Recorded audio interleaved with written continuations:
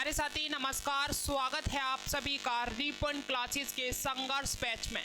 प्यारे साथी, जैसे कि मैंने आपसे प्रॉमिस किया था कि संघर्ष बैच 6 अक्टूबर से स्टार्ट होने जा रहा है। और भैया आप एक बार टाइम और डेट चेक करिएगा। 6 अक्टूबर हो चुका है और 8 बज चुके हैं। मैंने आपको बताया था कि रात के 8 बजे हम संघर्ष बैच की फर्स्ट क्लास 6 अक्टूबर को स्टार्ट करने जा रहे हैं। ठीक है, तो भैया संघर्ष बैच की जो फर्स्ट क्लास है स्टार्ट हो चुकी है। मैं आपको बता दूं, इसकी फर्स्ट और सेकंड क्लास यूट्यूब पर बिल्कुल फ्री मिलेगी। ठीक है, फर्स्ट और सेकंड क्लास जो है यूट्यूब पर डेमो के तौर पर फ्री मिलने वाली है संघर्ष बैच की।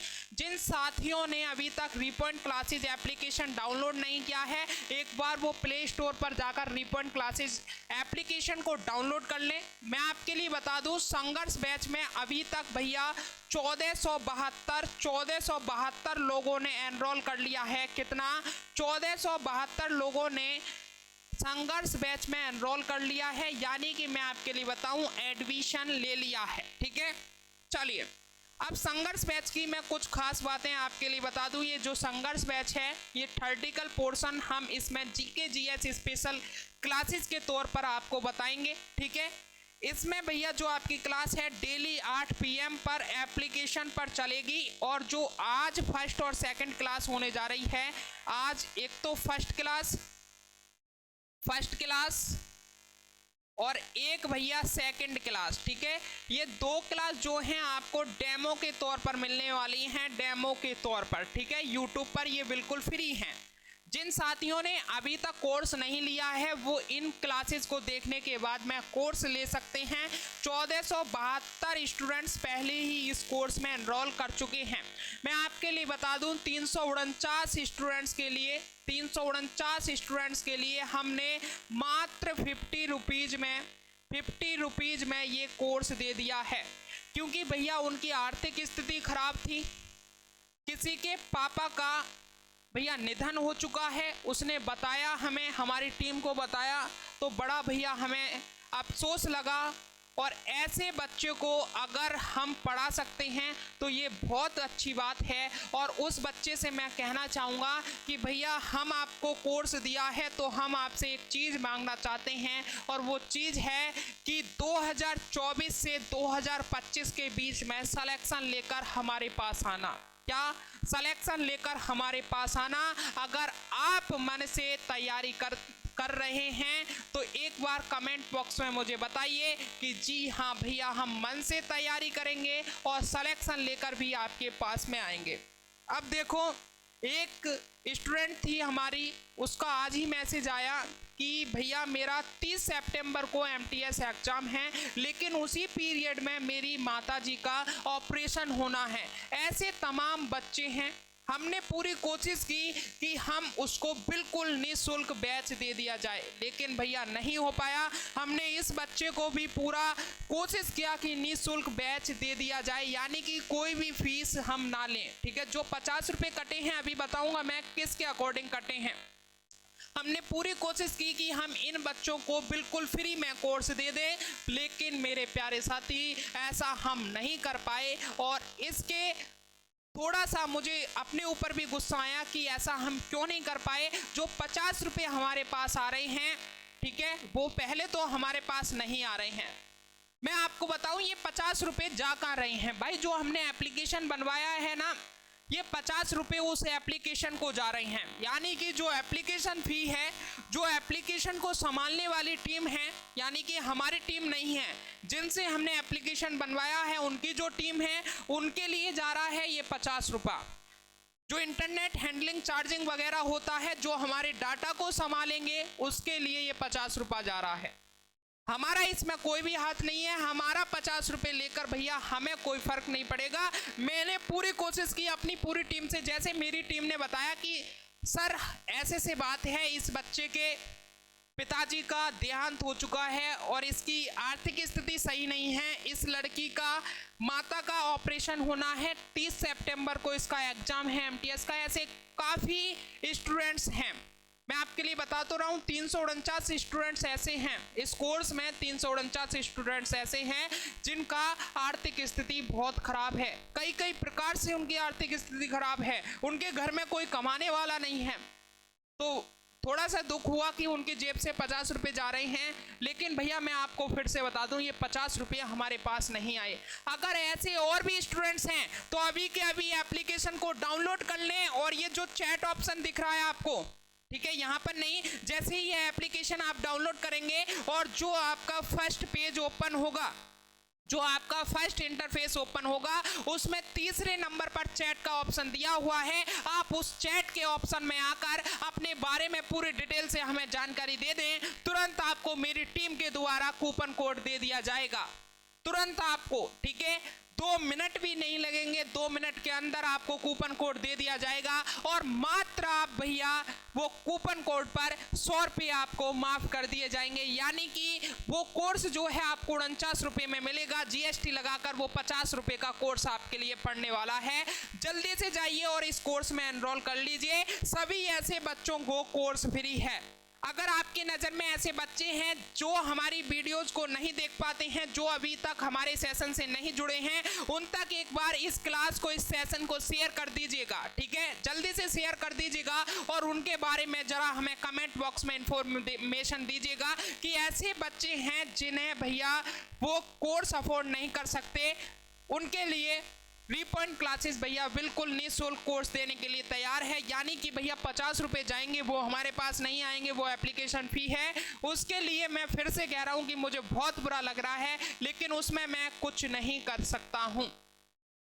ये जो संघर्ष बैच है इसके बारे में मैंने बता ही दिया, 149 रुपये फीस रखी गई है। जिनकी आर्थिक स्थिति खराब है उन सभी के लिए मात्र 50 रुपये देने होंगे इस कोर्स में एनरोल होने के लिए। और इस संघर्ष बैच में आपको ये प्रैक्टिस बैच जो है ये बिल्कुल फ्री होने वाला है। इस प्रैक्टिस बैच में मैं विशेष ध्यान देने वाला हूँ, क्योंकि एमटीएस वाले बच्चे हैं, एमटीएस वाले बच्चों को भैया यहीं से इस प्रैक्टिस बैच में से ही पूरा पेपर अगर मैंने नहीं छाप दिया तो मेरे से भैया आकर कह देना कि आपके पढ़ाए हुए में से कुछ नहीं आएगा, फीस भी वापस करी जाएगी और भैया आपसे माफ़ी भी मांगी जाएगी। पूरी मेहनत करूंगा भैया इसमें संघर्ष बैच में प्रैक्टिस में। कल 9 बजे देखना, यानी कि 9 बजे से आपको ये संघर्ष बैच स्टार्ट कर दिया जाएगा प्रैक्टिस सेशन का। कल 9 बजे से देखना कि इसमें किस तरीके से मेहनत होती है और आपको पता लगेगा आखिरकार प्रैक्टिस होती क्या है। यानी कि आपको सारे सब्जेक्ट जो जीके जीएस के सब्जेक्ट हैं सभी सब्जेक्ट के मिक्स प्रैक्टिस कराई जाएगी, सभी सब्जेक्ट के। और एक क्वेश्चन से ही देखना कितने क्वेश्चंस मैं कवर करा दूंगा, ठीक है, ये बिल्कुल फ्री होने वाला है। अब मैं आपके लिए बता दूं दूसरी बात, जो स्टूडेंट्स अगर सोच रहे होंगे कि मैं इस कोर्स में ऐसा पढ़ाऊंगा कि आप टीचर बन जाएंगे, तो वो बिल्कुल गलत बात है। मैं इतने लेवल का नहीं पढ़ाऊंगा, ठीक है, ऐसा नहीं पढ़ाऊंगा कि मैं आपको यहाँ पर एमए की डिग्री दे दूँ पॉलिटी में या हिस्ट्री में या फिर किसी और सब्जेक्ट में, ना भैया, ऐसा मैं कर भी नहीं सकता। क्योंकि मैं आपको उतना पढ़ाऊंगा जितना पढ़कर आपका सिलेक्शन हो जाए। आपको बाकी चीज़ें पढ़नी ही नहीं है। अगर आपको बाकी चीज़ें पढ़नी है तो भैया आप ऐसा कोई और कोर्स देख लीजिए, या फिर भैया आप एमए वगैरह की डिग्री कीजिए जिससे आप टीचर बन सकते हैं। लेकिन मैं आपको इसमें उतना ही पढ़ाऊंगा जितना आपका सिलेक्शन हो जाएगा। और गारंटी के साथ मैं आपसे कह रहा हूँ कि जो मैं पढ़ाऊंगा वो पेपर में छपेगा। यहाँ से स्क्रीनशॉट दिखाकर मैं आपको बताऊंगा कि भैया जो पढ़ाया था वो आपके एग्जाम में है। ये सभी बातें क्लियर हो गई, ठीक है। आपको इतना ट्रस्ट मेरे पर करना होगा। करीब ये जो कोर्स है भैया, वैलिडिटी की मैं बात कर रहा हूं, अभी 1 साल इसकी वैलिडिटी रहने वाली है। यानी कि 1 ईयर तक आप इस कोर्स को देख सकते हैं, कभी भी कितनी भी बार इसकी क्लासेस आप देख सकते हैं, ठीक है। ये कोर्स मैं 4 महीने में कंप्लीट कराने की कोशिश करूंगा, ठीक है। 4 महीने में पूरा ये कोर्स कंप्लीट आपको करा दिया जाएगा जीके जीएस में। इसीलिए मैं कह रहा हूँ जो वो ही चीज़ें आपको पढ़ाई जाएंगी जो आपके एग्जाम को टच करती हैं, बाकी चीज़ें मैं नहीं पढ़ाने वाला हूँ। अच्छा भैया, आपको क्या क्या पढ़ाने वाला हूँ मैं? आज की जो फर्स्ट क्लास है इसमें मैं पॉलिटी स्टार्ट करूँगा। क्या? इसमें मैं पॉलिटी स्टार्ट करूँगा, ठीक है। क्या करने वाला हूँ? पॉलिटी स्टार्ट करने वाला हूँ। चलिए, अब आपके लिए सब्जेक्ट जीके जीएस में क्या क्या पढ़ना होगा। स्टैटिक जीके पढ़ना है, इकोनॉमिक पढ़ना है, हिस्ट्री पढ़ना है, जियोग्राफी पढ़ना है, पॉलिटी पढ़ना है, करंट अफेयर पढ़ना है और फिजिक्स पढ़ना है, केमिस्ट्री पढ़ना है, बायोलॉजी पढ़ना है। ये 9 सब्जेक्ट आप पढ़ेंगे तब जाकर जीके जीएस का कंप्लीट सिलेबस हो पाएगा। और भैया इसमें 4 महीने मुझे आपको देने होंगे। 4 महीने में सिर्फ और सिर्फ आपको ये जीके जीएस का कंप्लीट कोर्स कराऊंगा 4 महीने में, और प्लस 4 महीने में आपकी प्रैक्टिस, यानी कि अगर मैं दोनों को ऐड कर दूं तो 8 महीने में ये कोर्स कंप्लीट हो पाएगा। ठीक है, यानी कि 2 क्लास आपकी डेली होने वाली हैं। अब आपको बताऊं, मैं पॉलिटी स्टार्ट करने वाला हूं। इस पॉलिटी में क्या क्या आप पढ़ेंगे एक बार मैं आपको दिखा दूं। ठीक है, पॉलिटी में आपको प्रियम्बल यानी कि प्रस्तावना पढ़ना है। पहले तो मैं पॉलिटी का थोड़ा सा इतिहास बताऊंगा कि आखिरकार पॉलिटी का जन्म कैसे हुआ। ठीक है, जो संविधान है, संविधान का जन्म कैसे हुआ, कानून का जन्म हमारे देश में कैसे हुआ, ये सारी बातें मैं बताऊंगा। सोर्सेस ऑफ कॉन्स्टिट्यूशन यानी संविधान के स्रोत, फंडामेंटल राइट यानी मौलिक अधिकार, डीपीएसपी आपको पढ़ाने वाला हूँ। फंडामेंटल ड्यूटीज यानी मौलिक कर्तव्य।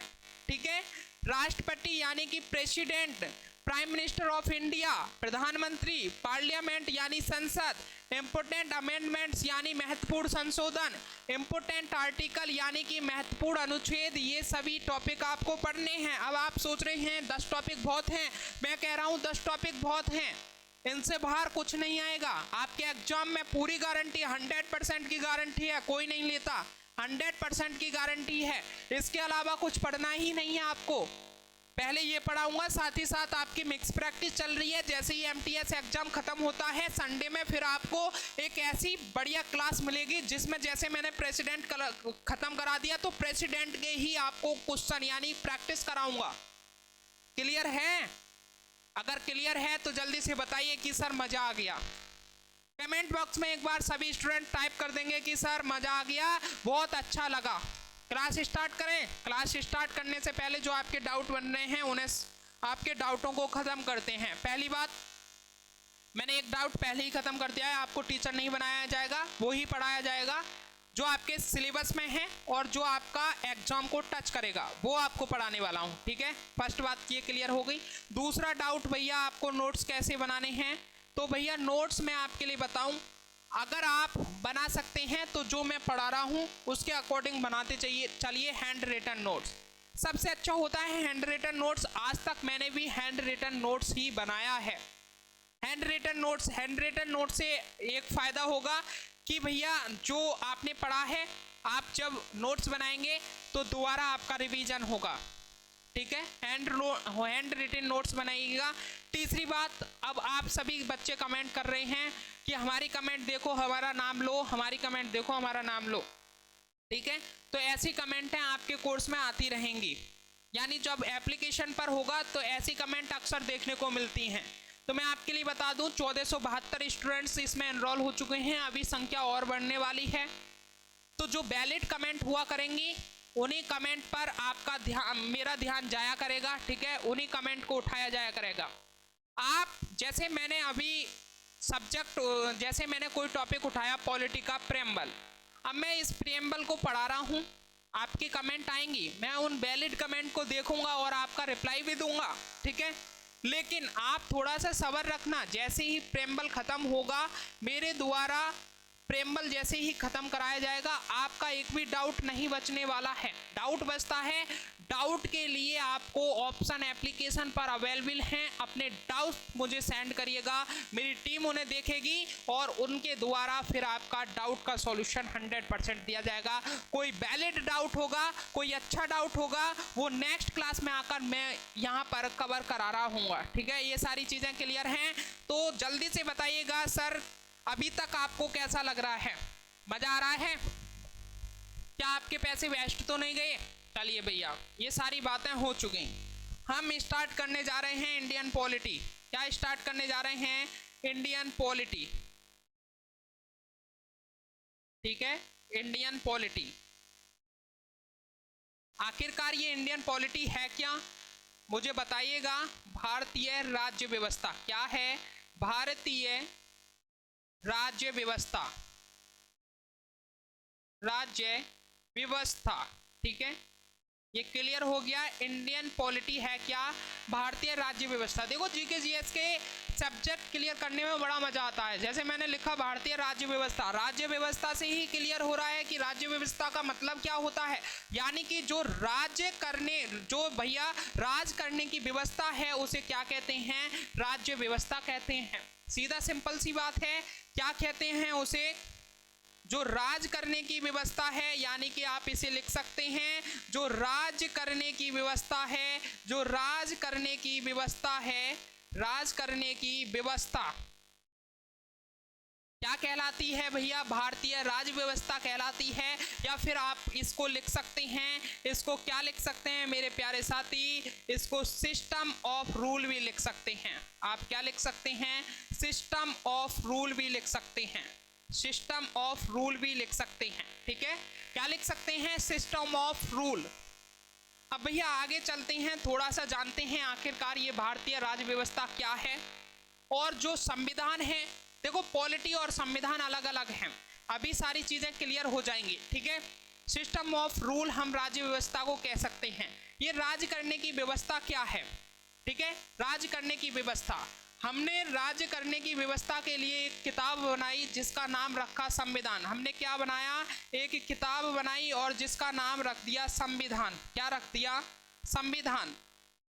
ठीक है, जो भी हमारे देश में होगा इस बुक के अकॉर्डिंग होगा, इस संविधान के अकॉर्डिंग होगा। ठीक है, हमने एक ऐसी किताब बनाई। ये किताब हमें कैसे बनाई और हमें क्यों बनानी पड़ी, उसके पीछे का हम थोड़ा सा जानते हैं आखिरकार क्या था इसके पीछे का महत्व। ठीक है, जैसे आज 2024 है, समझना, जैसे आज 2024 चल रही है, हम थोड़ा सा इससे पीछे चलें, यानी कि 1500 ईस्वी में चलें, फिर हम इससे थोड़ा सा पीछे चलें, यानी कि 1000 एडी में चलें, 1000 एडी में चलें, 1000 एडी में चलें, हम थोड़ा सा इससे और पीछे चलें, बीसी में चलें, बीसी में चलें, यानी कि एनिशिएंट और मिडेवल टाइम में। ठीक है, एनिशिएंट और मिडेवल टाइम में हम बात करें तो भैया इस टाइम में हमारे देश में क्या हुआ करता था? राजा हुआ करता था। क्या हुआ करता था? राजा हुआ करता था। अब इस राजा का मन करा कि मुझे आज चुटकुले सुनने हैं, तो अपने सैनिक से इसने कहा जाओ किसी चुटकुले सुनाने वाले को बुला कर लेकर आओ। इसके दरबार में कोई चुटकुले सुनाने वाला आया और उसने चुटकुले सुनाए और राजा को मजा आ गया। राजा ने उसे 1 लाख रुपए दे दिए उपहार समेत। ठीक है, ये बात क्लियर हुई। दूसरी बात, राजा ने कहा 5 मिनट और चुटकुले सुनाओ, 5 मिनट और चुटकुले सुनाओ। राजा को पसंद नहीं आया। राजा ने कहा इसका काला मुंह करो और इसे गधे पर बैठाकर पूरी हमारी सभा में घुमाया जाए, या फिर इसको आजीवन कार्यवास, इसकी आजीवन भैया इसको कारावास में डाल दिया जाए, या फिर इसको फांसी पर लटका दिया जाए। ये ऐसा करता था राजा, यानी कि राजा के ऊपर कोई बोलने वाला नहीं था। राजा समझता कि मैं ही भगवान हूं, अब मैं जो चाहूंगा वो होगा, मैं जो करूंगा वो होगा अपने राज्य में। जो हमारा भारत था, जो हमारा भारत था, इसमें अपने अपने इलाके में अलग अलग राजा हुआ करते थे, अपने अपने इलाके में अलग अलग प्रकार के राजा हुआ करते थे, जो हमारा ये भारत था। ठीक है, इसमें भैया क्या होता था, अपने अपने इलाके के अलग अलग राजा होते थे। लेकिन भैया फिर क्या हुआ, ब्रिटिश, जैसे ही ब्रिटिश शासन आया, यानी कि हम मॉडर्न हिस्ट्री की बात करें, जब मॉडर्न हिस्ट्री की बात आती है तब भैया ब्रिटिश आते हैं। जब ब्रिटिश आए और ब्रिटिश में भैया क्या होता था, कानून बनता था, कानून के द्वारा भैया ब्रिटिश सरकार चलती थी। तो जब ब्रिटिश आए हमारे देश में तो उन्होंने भी भैया क्या करा कि हमारा जो इंडिया है उसे भी कानून की तरह चलाना स्टार्ट कर दिया, यानी कि जो ब्रिटिश में कानून बनता था वही भारत में आता था और उसके द्वारा भैया कानून भारत का चलता था। ठीक है, अब भैया क्या होता है, जब ब्रिटिश भारत से जाते हैं, जब ब्रिटिश को भारत से निकाल दिया जाता है, यानी कि जितनी भी बातें हैं वो हिस्ट्री की हैं। अभी मैं थोड़ा सा पॉलिटी पर लाने के लिए थोड़ी सी हिस्ट्री को टच कर रहा हूँ। ठीक है, थोड़ा सा, तभी आपको समझ में आएगा। नहीं है जो भी बहुत सारी बातें हैं वो तो हम हिस्ट्री में पढ़ने ही वाले हैं, लेकिन थोड़ा सा जैसे ट्रेन को थोड़ा पटरी पर आने में टाइम लगता है स्पीड पकड़ने में, ऐसे ही आपको आज थोड़ा सा टाइम लगेगा, उसे टाइम लेते हैं। जैसे ही हमारे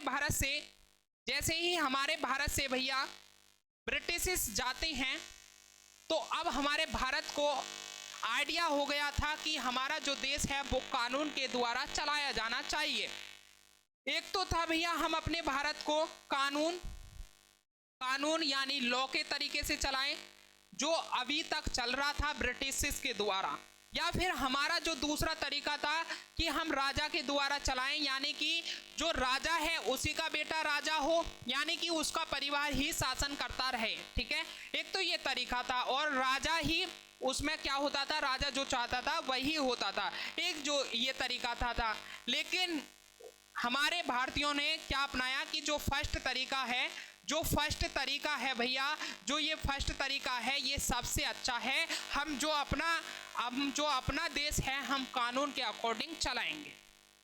क्या कानून के अकॉर्डिंग चलाएंगे? तो कानून के अकॉर्डिंग चलाने के लिए भैया इन्होंने एक किताब बनाई और इस किताब में इन्होंने लिख दिया कि भारत का एक प्रधानमंत्री होगा। ठीक है, इस प्रधानमंत्री का फिक्स टाइम बाद चुनाव होगा। भारत में लोकसभा व राज्यसभा होगी। भारत में लोकसभा का चुनाव डायरेक्ट होगा, यानी कि जनता के द्वारा होगा। भारत में राज्यसभा का चुनाव भैया इनडायरेक्टली होगा। ठीक है, ये सभी बातें इनमें क्या कर दिया, इसमें इस किताब में लिख दिया और इसका नाम क्या रख दिया, संविधान यानी कि कॉन्स्टिट्यूशन। ठीक है, संविधान इस किताब का नाम रख दिया। ये सारी चीजें अब मैं आपको पढ़ा रहा हूं वो भी इसमें लिखा गया है, आप जो पढ़ रहे हैं वो भी इसमें लिखा गया है। अगर कोई बच्चा रोता है तो क्यों रो रहा है, अगर किसी को जेल हो रही है तो किसके द्वारा हो रही है, वो सारी चीजें इस संविधान में लिखी गई हैं। आप हंस रहे हैं वो भी इस संविधान में लिखा गया है, आप गाना गा रहे हैं वो भी इस संविधान में लिखा गया है, यानी कि सारी जो चीजें हैं वो संविधान में लिखी गई हैं और उसी के अकॉर्डिंग भैया हमारा जो देश है वो चल रहा है। तो समझ में आया आखिरकार ये संविधान है क्या? या फिर अगर मैं इसकी आपको परिभाषा बताऊं तो आप ये भी लिख सकते हैं कि एक ऐसा दस्तावेज जिसके द्वारा किसी देश के शासन या प्रशासन को चलाया जाए वो क्या होता है, वो संविधान यानी कि कॉन्स्टिट्यूशन कहलाता है। ये सारी चीजें क्लियर हो गई। या फिर आप इसे लिख सकते हैं कि भैया जो राज्य करने की व्यवस्था है वही संविधान है। ठीक है, आप इसे भी लिख सकते हैं, या फिर सिस्टम ऑफ रूल आप ये भी बोल सकते हैं। ठीक है, ये सारी चीजें क्लियर हुई। अब आपको समझ में आ गया, यहाँ तक ये सारी चीजें क्लियर हैं, आपको समझ में आ गया। अब बात करते हैं आखिरकार ये जो पॉलिटी है, ठीक है, अभी बताऊंगा मैं, थोड़ा सा टाइम दीजिएगा।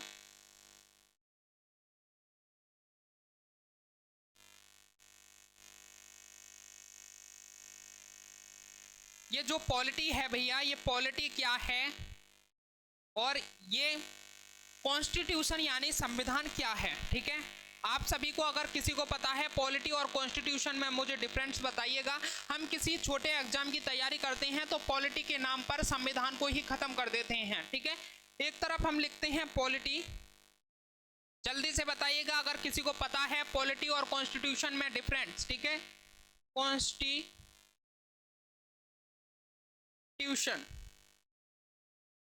यानी कि संविधान की बात कर रहे हैं हम यहाँ पर। ठीक है, संविधान की बात, इधर पॉलिटी की बात।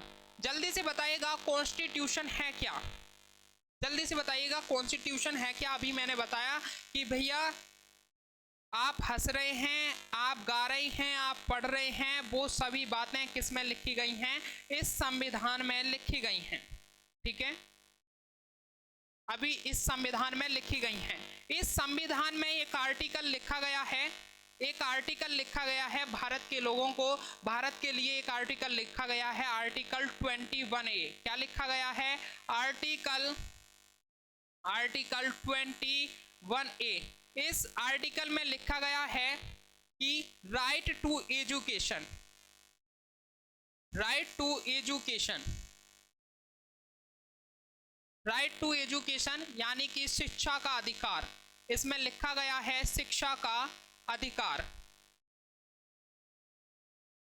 और ये शिक्षा का अधिकार क्या है, यानी कि जो 6 से 14 वर्ष के बच्चे हैं, 14 वर्ष के बच्चे हैं, इन्हें फ्री निःशुल्क शिक्षा दी जाएगी, इन्हें फ्री निःशुल्क शिक्षा दी जाएगी, यानी कि फ्री एंड कंपलसरी इन्हें शिक्षा दी जाएगी। आर्टिकल 21A में ये लिखा गया है। आप एक बार लिखें कि संविधान में एक आर्टिकल है 21A, राइट टू एजुकेशन, यानी शिक्षा का अधिकार। ठीक है, क्या है? शिक्षा का अधिकार। अब भैया इसमें लिख दिया, संविधान में लिख दिया कि आर्टिकल 21A में लिखा गया है राइट टू एजुकेशन, शिक्षा का अधिकार। 6 से 14 वर्ष के बच्चों को निःशुल्क शिक्षा दी जाएगी। क्या भैया ये जब लिख दिया था ये होने लग गया था? नहीं होने लग गया था। इसे ऑन ग्राउंड लागू करने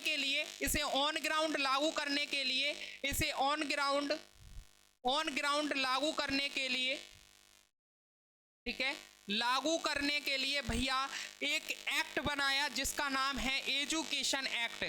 ठीक है, एजुकेशन एक्ट। और ये एजुकेशन एक्ट भैया 2009 में आया। 2009 में कब आया? 2009 में, यानी शिक्षा अधिनियम।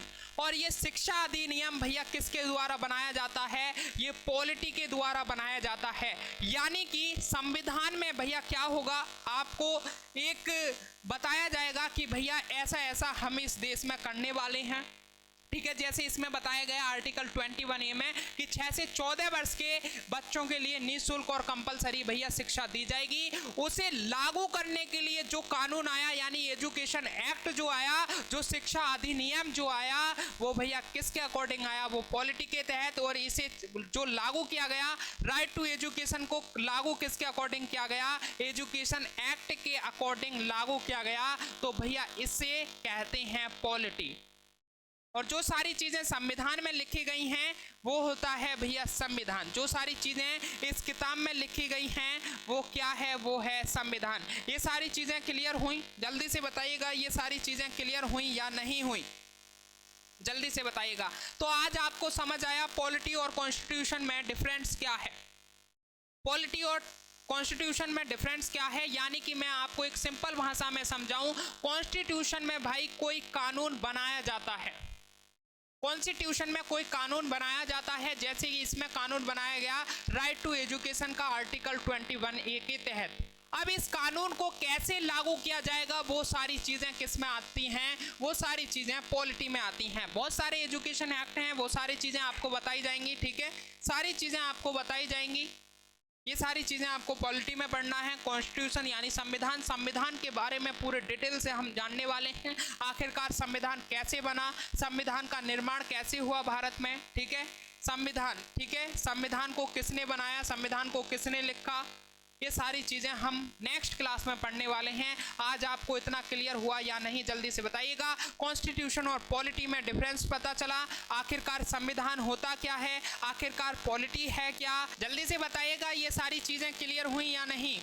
जल्दी से बताइएगा, ये सारी चीजें क्लियर हुई? अगर क्लियर हुई हैं तो जल्दी से एक सेशन को लाइक कीजिएगा और कमेंट में मुझे बताइएगा कि सारी चीजें हमारी क्लियर हो चुकी हैं। अभी तक सर हमें समझ नहीं आता था पॉलिटी क्या है, कॉन्स्टिट्यूशन क्या है। अगर आप समझ में आ गया है तो एक लाइक सेशन को कीजिएगा और जल्दी से कमेंट में सभी बच्चे टाइप कर बताएंगे।